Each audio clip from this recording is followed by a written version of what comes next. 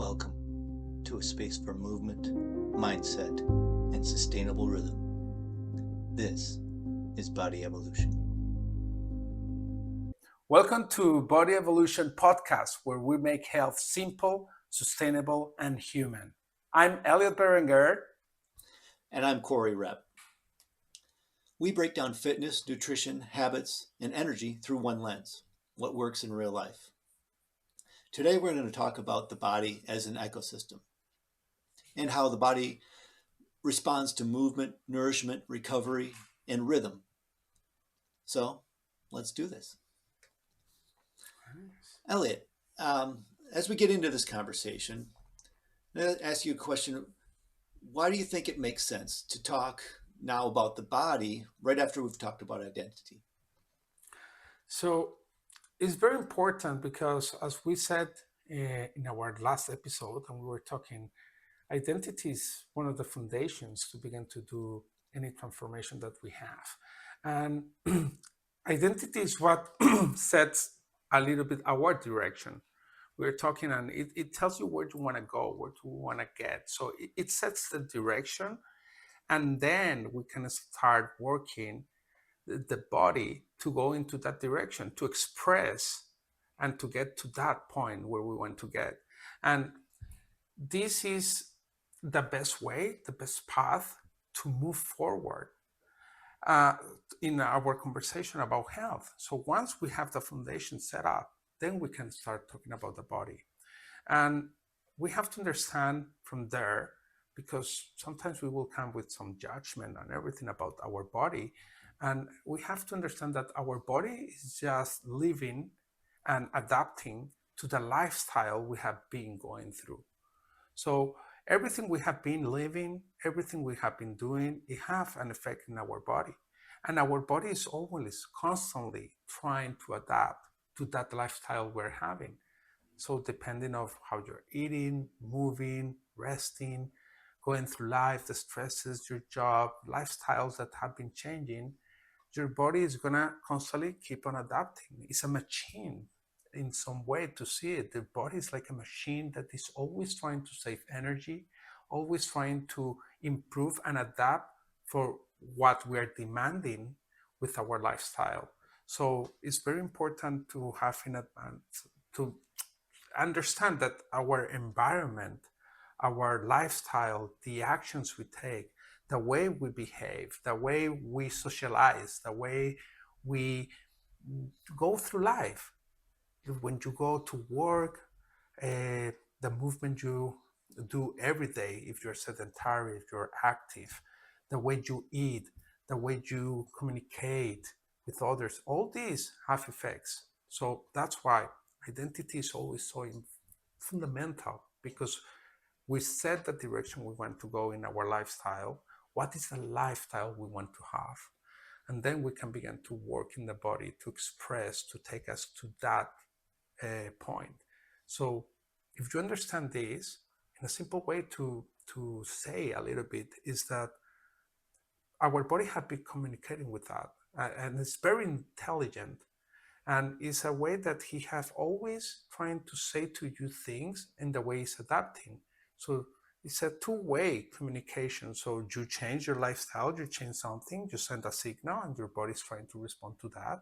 So the body is super intelligent. It's a big, it's all intelligence. It's the muscles, the heart, the gut, everything have a big intelligence of how to adapt. It's depending a little bit of the lifestyle you're having right now.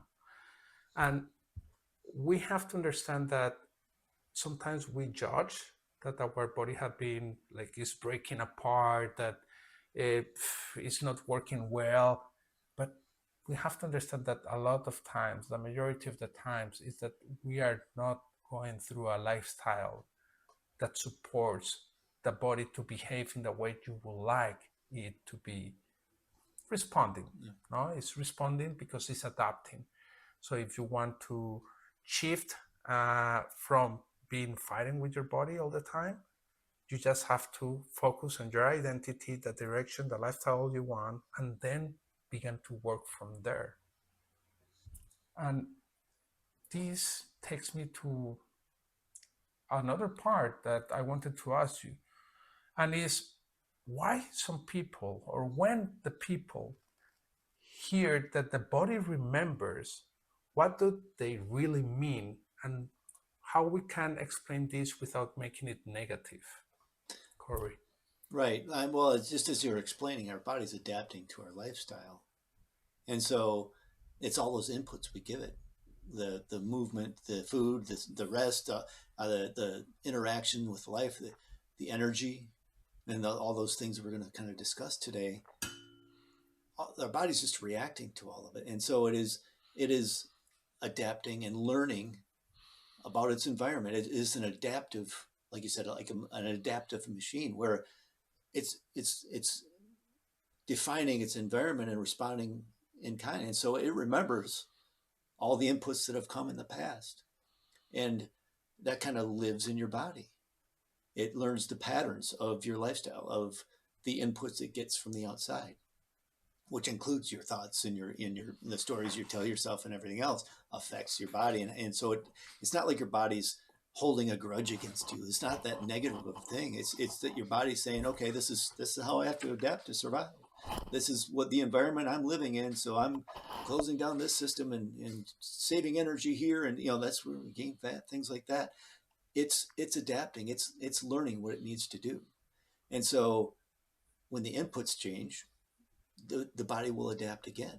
And sometimes, some adaptations are faster than others. So sometimes it's going to happen quicker than others, but it's all about the body adapting and it's sort of learning a new pattern. And so it remembers all this past stuff and sort of it's a reflection of that. So what we want to do is like try to make that adaptation intentional. That's why we start changing our behaviors, and that's why we do the lifestyle changes we want to do, like between the diet stuff and whatever we do for fitness and whatever we do, the little stimuli that we do to treat our body in a specific way, or to kind of train it, like the exposure to red light or to cold plunges or sweating in a sauna. All of these things are triggers for our body to behave in a different way. I love it. So I love yeah, what you're saying. And I wanted to add one thing because it reminds me. One of the things that I began to do, that it was like a little change, like a little adaptations I was putting an input. It was when I began to start fasting.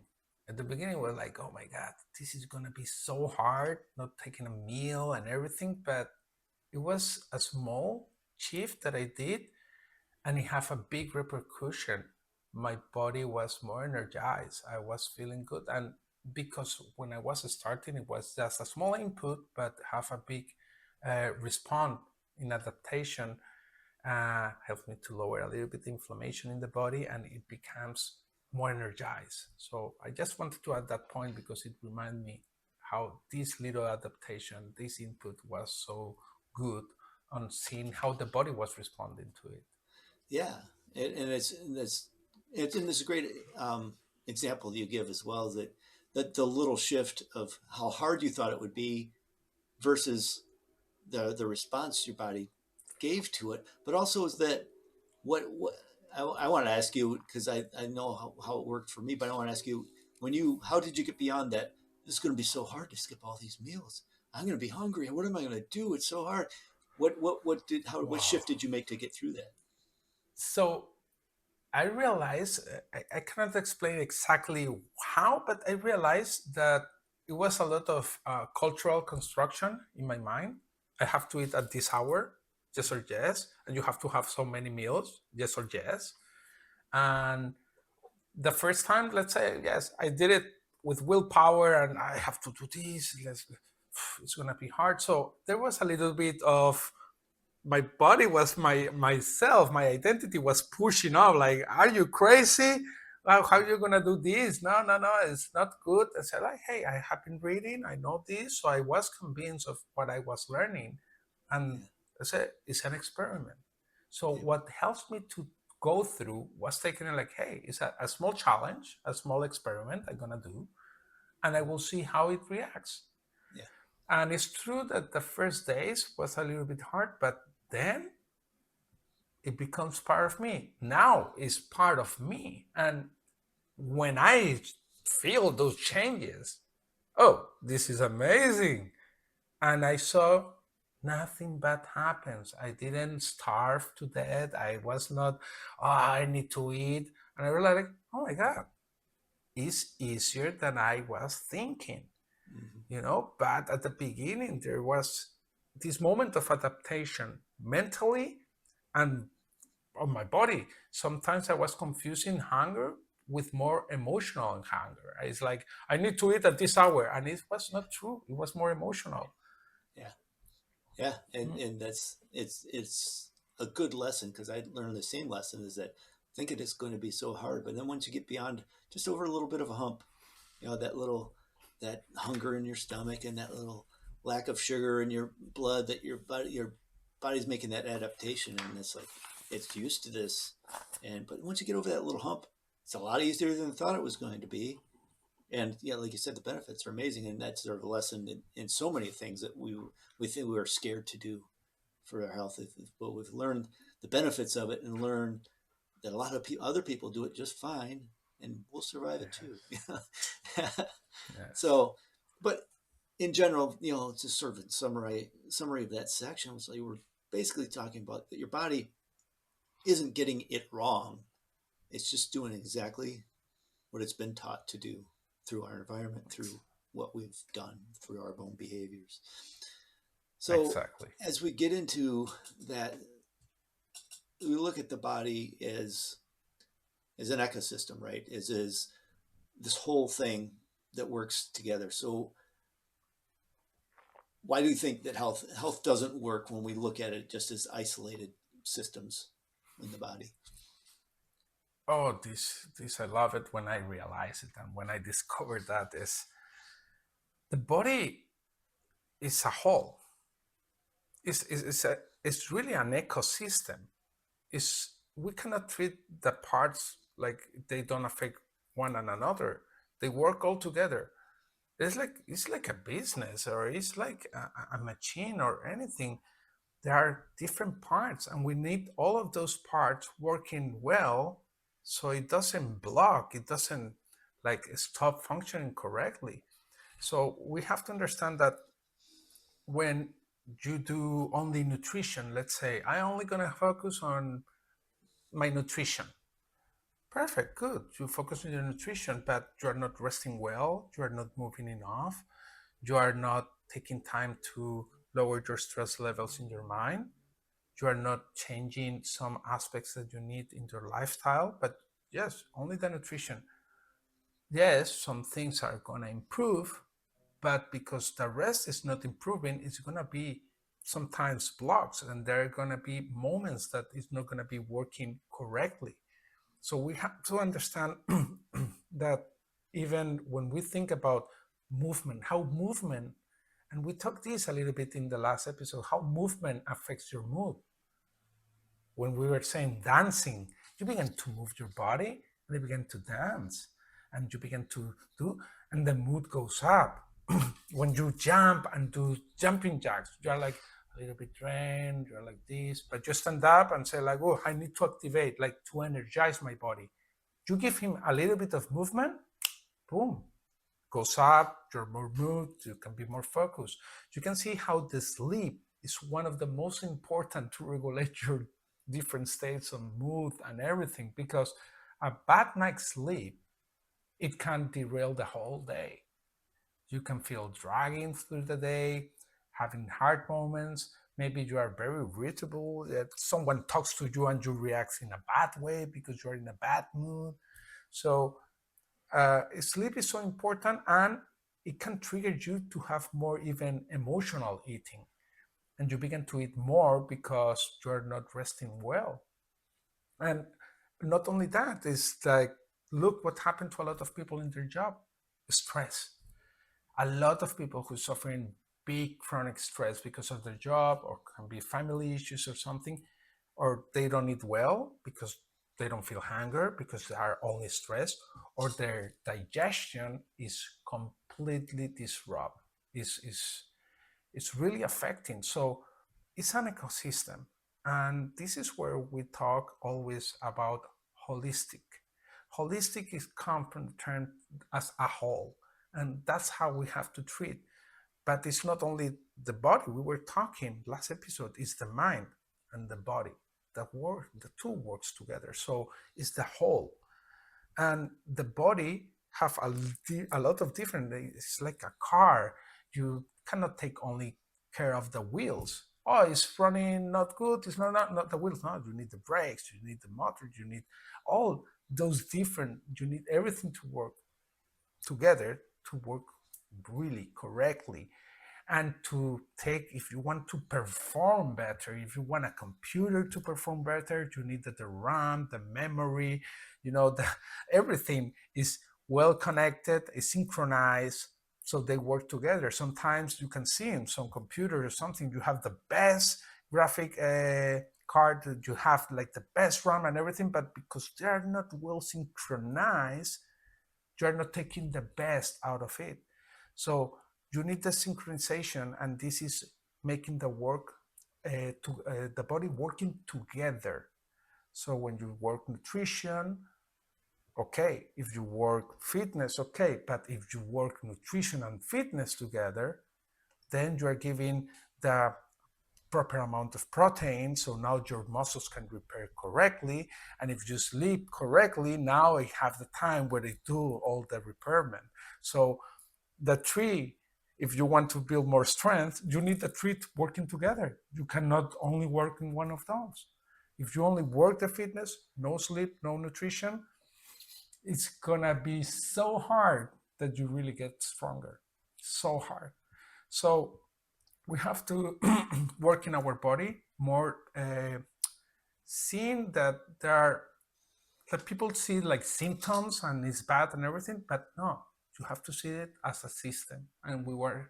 we have to work in our body as a system, and that's the way it works. So it's an Right. ecosystem, and we have to treat it like that.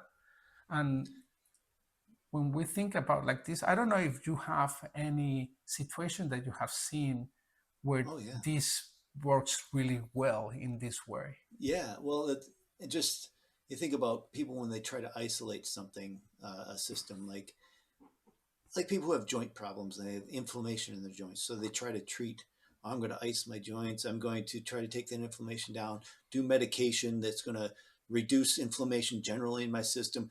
And then that's how I'm going to treat. And it's treating a symptom, but it's also just treating one system of your body, just that biomechanical part, thinking that my joints are not healthy, you know. Okay, But you go that's back, and I've had a friend of mine did all kinds of discovery with achy joints and not feeling well and having problems, and even going to the doctor and getting medication to try to target it, and then not feeling well with it.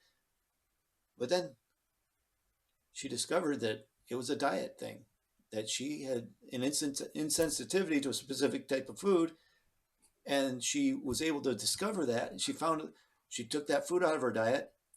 Oh wow, that that alleviated some of those problems. So now she knows the interaction between her diet and her physical health and her joints. And so that's one sort of prime example. I'm sure a lot of people have heard similar examples to that, but there's all kinds of things how our systems interact, and our thoughts affect our body, and stress affects our physical reaction, as we've discussed in the past. So yeah, it's all good. I mean, and it's all something that you can work with to figure out that it's a big web. It's a big interconnected thing that has to coordinate.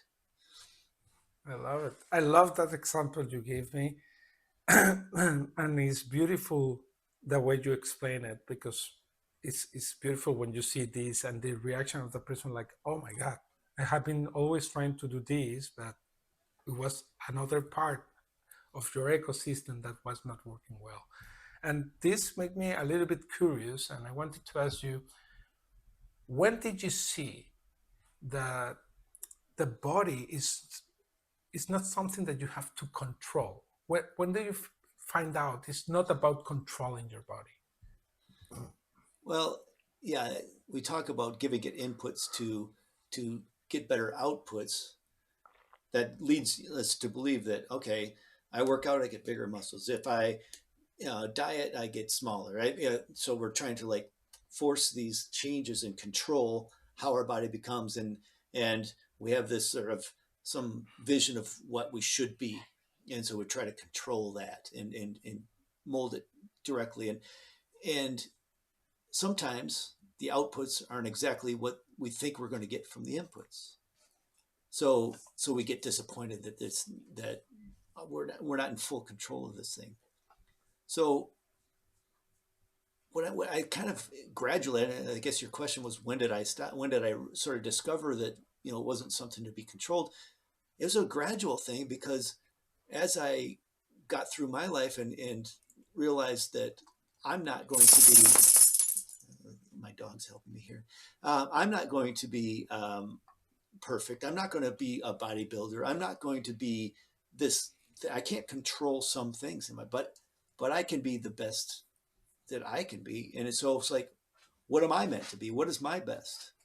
What does my body want to be in its best version of what the body can become? And each body is different. We all have our own model of body, as it were. If it were a vehicle, we'd have a, some people are little electric vehicles that are really efficient. Some people are big trucks that have a lot of power and need different types of fuel, all this kind of stuff. But they all take a specific amount of care to get to their best, to perform in their best, to look their best. And so we have to work with and cooperate with this body, and to bring it to what it's meant to become, to nurture it to that. And you can use the analogy of nurturing a plant. And you have one tree here, one tree there. One's an oak tree, the other's an apple tree. you know and if I'm trying to control this oak tree to where I'm going to get apples from it, I think it's probably pretty futile. But what I can do is nurture that oak tree to be the best oak tree it can be. And I'm not going to be able to shape every branch, but it's going to become what it's going to become if I give it the right fuel, the right care, the right inputs, so that the outputs are what its best version is going to be. And that's our bodies too. They can only be their own. We have some genetic limitations as to what we're going to become, and that is our. It's great that we have a uniqueness, and we can celebrate our body's uniqueness. We can celebrate the best version of ourselves, and so we need just to nurture it. And instead of getting this intensity and trying to force it, we get in rhythm with it. We get into the nurturing it. We get in cooperation with it. So we support this biology that we have, instead of trying to force the outcomes. I really align what you're saying right now, and I feel that is the right way to move forward. Is always to work with your body and have in mind what you were thinking about, how to see the lifestyle you want to have and how to take the body to express in certain way. Yeah, yeah. And so we've talked about the body as kind of a machine that responds, but it's a learning machine. So the body isn't really a machine to control, into where we have all the levers to control every little aspect of it, but it's an ecosystem to nourish. So we look at it as a different thing. We talked about it, we described it as the ecosystem with all these interconnecting parts and pieces and systems. And so it's something that's too complicated to control completely, but we want to nourish it to what it can become. So describing all that, and to understand the body as this interconnected parts. So what are within this body evolution, and how we look at the body, and how we look at the levers we can pull to nourish our body, the lifestyle things that we can do. We've come up with some pillars on this. It's some basic categories of what we want to do, and one of the biggest ones, obviously, is movement and fitness. And so the physical things we can do, the actions we can take with our body, that will make a difference for our body. And so when we talk about movement and fitness, some people sort of conflate those two things, or don't really understand. So what would you describe the difference between movement and fitness, and why do we need kind of both of those things in our lives? Okay, so movement and fitness. Sometimes some people confuse the difference between one another, and it's really to relate that movement or functional movement is the basics, it's the foundation, it's what we should be doing, all of us, yes or yes. That is walking around, when you get down to pick up something, when you need to push something, like these natural activities that we do daily, that is the movement. And we have to be able to run if it's needed, to jump, to uh, climb, to go up the stairs. This is natural movement, and everybody have to be doing those things because are foundational. And it's having an active lifestyle. That is the foundation. Being active, moving around, standing up, you know, that's movement. And that is really, really the foundation of everything. And then we have fitness. And fitness is more about an intentional adaptation of the body. And what I mean this is, when we talk about fitness, what we're looking for is how to adapt the body for an outcome that we're looking for, an adaptation that we're looking for what we want to achieve. So if someone wants to train for a marathon, they will have to work in a specific way. They will have to adapt the body in a specific way. So they will train in different areas to adapt the body for that specific outcome they want. But if you're going to do only a marathon, you train more about running and some maybe plyometrics and some other movement in your legs. But if you're going to do a triathlon and you have to swim, then you have to train a little bit too, the part of swimming, a little bit more your upper body. If you're gonna be a bodybuilder, then you will train completely different. So training is to adapt the body. So the fitness is, we will adapt, is intentional adaptation that we want for outcomes. But here, generally, we're talking about being healthy. So there is a part of fitness we need, because in the past, we go thousands of years ago and hundreds of years ago, we will see that we didn't need the gyms, okay, like essential gyms to train in a specific way, because people in their active lifestyle, they were doing a lot of, already a lot of effort. They needed to cut the wood, bring the wood, all that heavy, hunt animals, bring it for kilometers back to the tribe, uh, bringing the water, liters and liters, and holding it. So we already were doing like a lot of physical effort that was, you were not needing exactly to have a gym to train very intentionally. Your body will be adapting to those activities you were having. Today, we have a more sedentary lifestyle. We work with not that much effort. There are works that you will see that, yes, they are very active, but the majority, each time we have more works that we do it being sit down the whole day. Like we're doing right now, we're sitting down, we're having a conversation, we're not doing all this effort. So it's very important to these days have this fitness part, so we adapt the body better. And to being healthy, you will train in a specific way. To be an athlete, then you will train in another way. So it's very important, this difference. So we need the movement because it's the foundation, is what is going to support our biology, and it's going to support our body if being active. But the second part is that we need to do a little bit more effort and a little bit of more stressors that help adaptations. So when we do fitness, we bring some stressors, good intentional stressors to the body to adapt. Can be cardiovascular, can be power, can be strength, can be speed, can be jumping higher, can be more in the legs, more in the upper body, can be for different situations. But generally, we would like to work a little bit the whole system. all the group of muscles and everything to create these adaptations. It can be flexibility, and then you do a little bit more of like yoga or stretching. So each training is an adaptation, and the body have different adaptations, and we usually should need to go through all of them in some levels to keep the body healthy.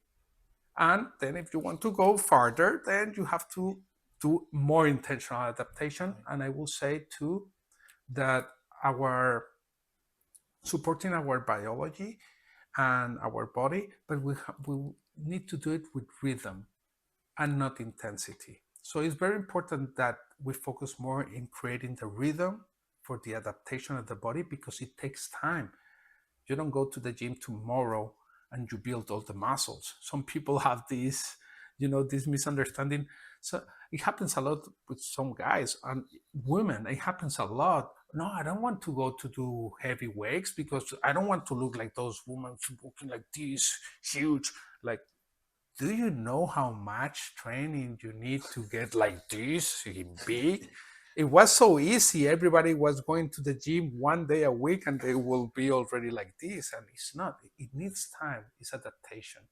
I don't know if Right. you want to share some Yeah, perspectives about this. I think that the way you describe it is great, and the that fitness is that intentional adaptation. It is, and that we need it in these days to have that functional movement, to that ability for the functional movement that is our standard movements in life, so that we're able to, as you know, for longevity of movement, so that I can get out of the chair when I'm 80, so I can climb a set of stairs, when I can get up and down from the floor when I end up having grandkids, hopefully someday, that kind of thing.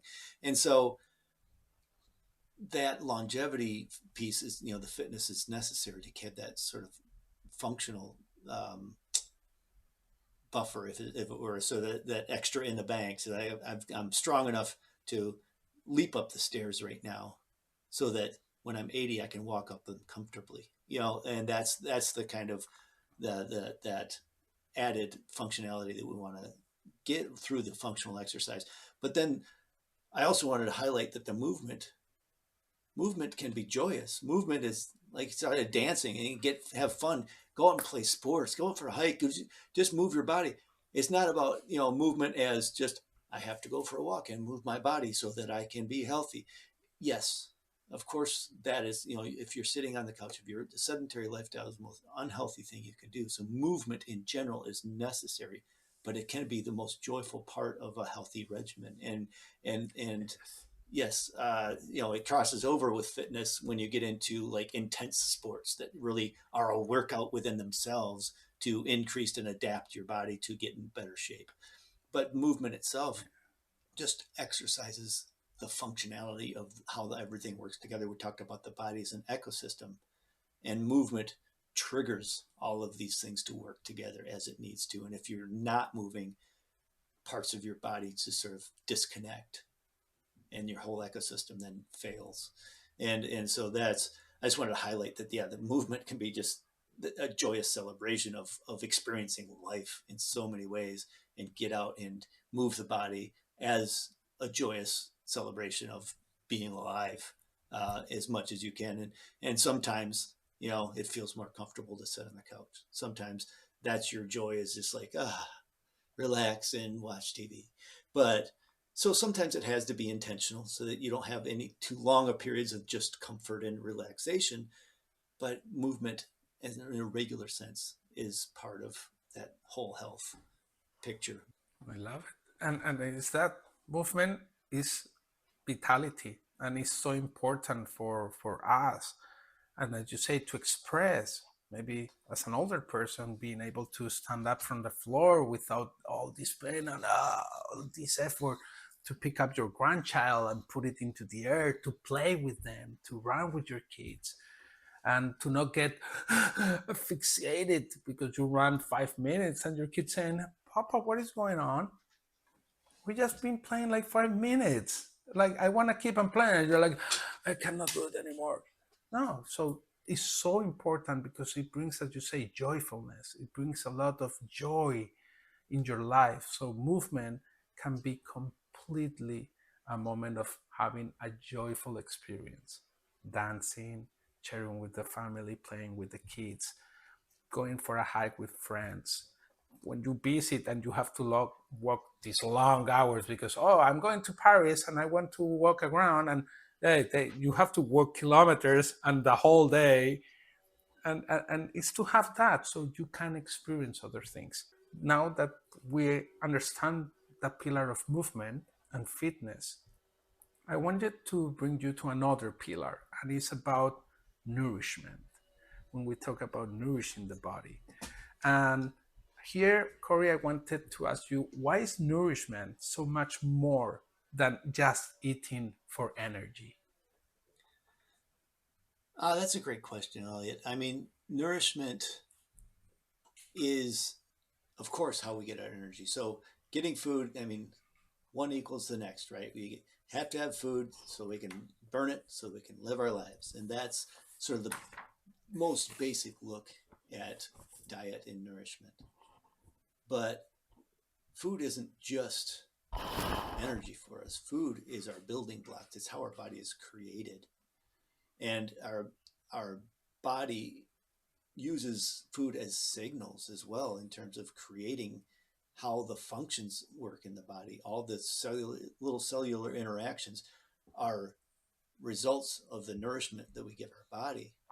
And so when we look at, we can get just a little bit into the details. We'll get into whole episodes about each of these pillars later. But if we look at food in general, the proteins and the fats are the nourishment for our body. And they're micronutrients in some of the vegetables, and so the micronutrients as well. You talk about vitamins, minerals, all that kind of stuff, some phytonutrients that are in the plants. But the building blocks of the body are the fats and the proteins. And the carbohydrates are only energy. And so when we talk about these macronutrients and people sort of saying that the carbs are the enemy or whatever, it's not that. It is just that they are only energy. They are not building our blocks or building our body. They are not creating functionality in our body like the other nutrients can. And so when we have extra of those, we have too much energy. That's when we end up storing it. And so, the other ones are necessary. The proteins and the fats are so necessary for our survival. And those can be turned into energy. Um, the carbohydrates are only energy. So that's why, people say carbs are the enemy. Well, carbs are not the enemy as long as we're not providing too much energy for our body that we're not going to use, because then it's the storage and it's the overburdening to our systems, the energy systems of our body. And so we want to eat to support that repair, that regeneration of our body when we're sick, or when we're stressing our body intentionally through exercise or something. That we need to nourish those things, nourish the responses to those stresses that help our body grow and adapt. And that's what the nourishment really is. So we need to be intentional about the things that we give our body, in that sense that we are allowing for those adaptations and being intentional about this nutrients that we're putting in our body so that we get the results that we want when we want to make a change. We talk about nourishment and nutrients, but also the lack thereof, so that we need our body to take a rest from having too much energy. Like I said, when we're feeding it carbs all the time, it's like too much, an overload of energy. Sometimes we need to give our body a complete rest from that energy push that this nourishment gives us. And like, so that's where the fasting comes in. So that's we get that natural regeneration with fasting. And so that's part of nourishing our body too, is knowing when to give it a break.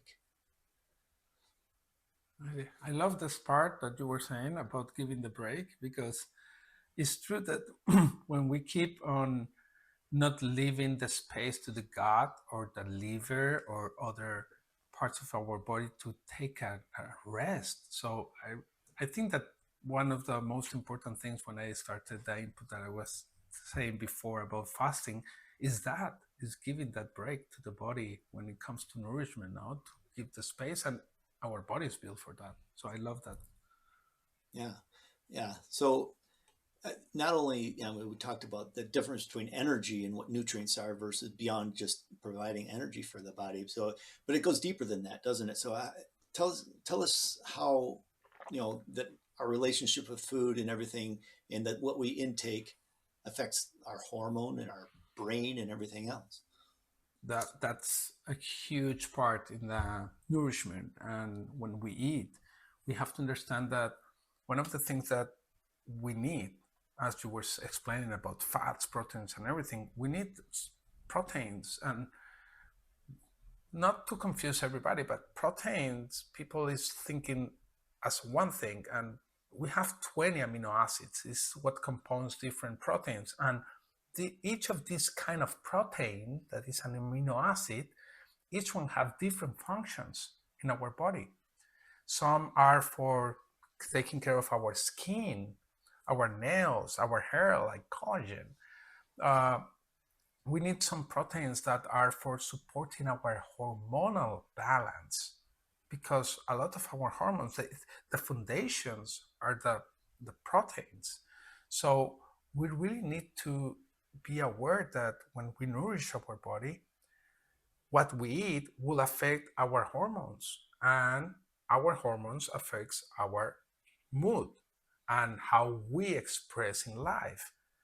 So, a lack or a big imbalance in our hormones can create a lot of different symptoms, or can make you feel sick, or can put you in a bad mood. So, we really need to understand that we need all the macronutrients and all the micronutrients too. So, we need the minerals, we need the vitamins, but yes, we need these proteins that help us to support all the tissues and everything. And the fats, as you were saying, are super important for our brain. So it's true that our brain works a lot with carbohydrates. It wants a lot of glucose. Give me, give me, give me a lot of energy, because it consumes almost the majority. It's the organ of the body that consumes more energy in the whole body. But it needs to be healthy. And for that being healthy, it needs fats. Especially one of those is omega 3, an anti inflammatory fat that the body needs to be healthy. So it's super important to intake these. Sometimes we're taking a lot of fats, but not the correct fats. So we need the balance. Sometimes we're taking some protein, but not the whole uh, pack of amino acids. So sometimes we're eating some kind of protein and we're really rich in some amino acids, but we don't have the other ones.